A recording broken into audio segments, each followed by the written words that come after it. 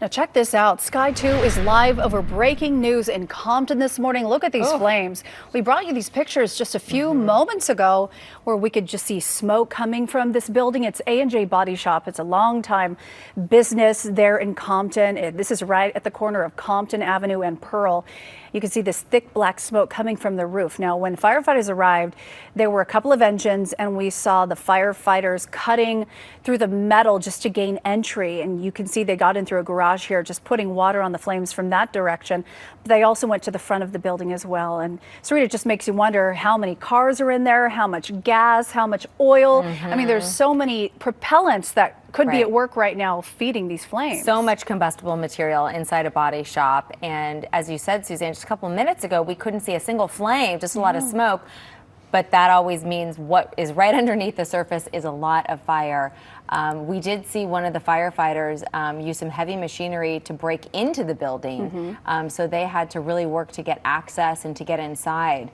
And hopefully they'll get a handle on this. Yes, and we see the ladder to the left side of your screen. Earlier, the firefighters were on the roof just opening up some of those air vents. So that's why you see those really intense flames just pushing through the top. Yes, it gives it, firefighters a way to get entry, because it's when they don't have any way of escaping, it just makes it worse, which it looks like the fire and the smoke has engulfed the entire building. Again, this is A&J Body Shop at 900 East Compton Boulevard.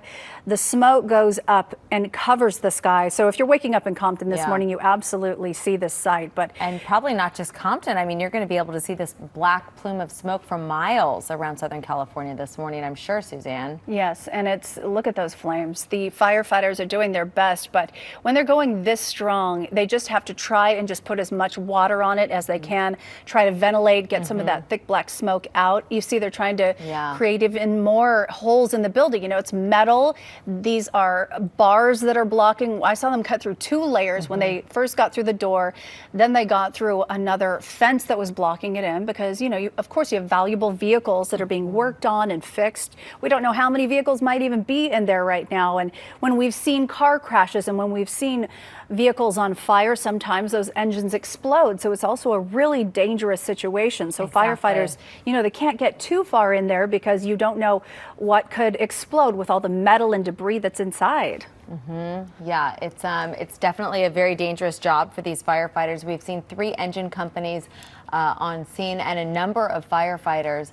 Obviously, they got up there on the roof to try and let some of the air out, and it seems like they're not really getting much of a handle on things quite yet, but sometimes they do just have to let it burn for a little bit and let the fire extinguish itself to a certain degree. Yes, kind of working through the building. And the good thing is it is cleared in the area.